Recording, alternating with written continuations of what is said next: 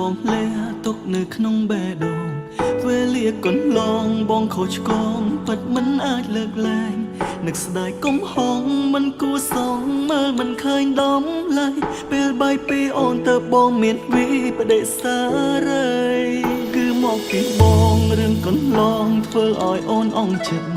អ្នកបាំងការពិនក្បត់បងមិនតើអូនទ្រាំយ៉ាងណាទឹកភ្នែកអូនហូរហូរអច្រើនណាស់បងដឹងច្បាស់អូននៅតែខឹងស្អប់បងតើនៅសល់អរកាន់ទេឲ្យបងបានកែប្រែប៉ះប៉ល់ដើមកំហុសស្នេហ៍ដែលបងធ្វើកន្លងសង្ឃឹមថាអូននឹងបានចាក់ស្ដាប់បទចម្រៀងបងសង្សារចាស់ចង់ប្រាប់ថាបងសុំតឲ្យបងធ្វើអ្វីក៏ព្រមឲ្យតែអូនលើកលែងបងនឹងឈប់ធ្វើជាក្មេងតែគិតតែសប្បាយបងនឹងផ្លាស់ប្ដូរទៅជាមនុស្សធំទាំងចិត្តទាំងកាយឲ្យអូនទាំងជីវិត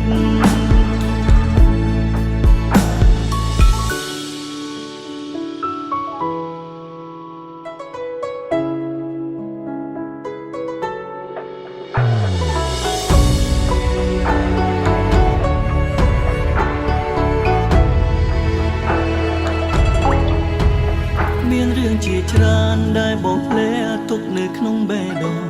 វេលាកន្លងបងខូចឆ្គងពិតមិនអាចលើកលែងនឹកស្ដាយកំហងមិនគួរសងមើលមិនឃើញដំឡៃពេលបាយពីអូនទៅបងមានវិបដិសារី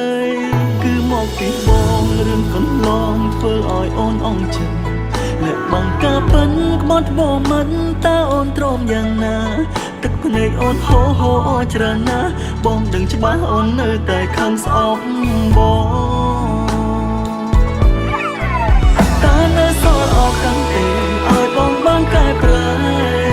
ប៉ះប៉ល់ដល់កំហុសស្នេហ៍ដែលបងធ្វើកន្លង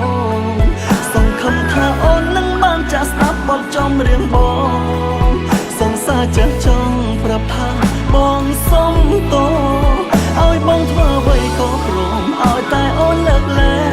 ងបងនឹងឈប់ធ្វើជាក្មេងតែគិតតែសប្បាយ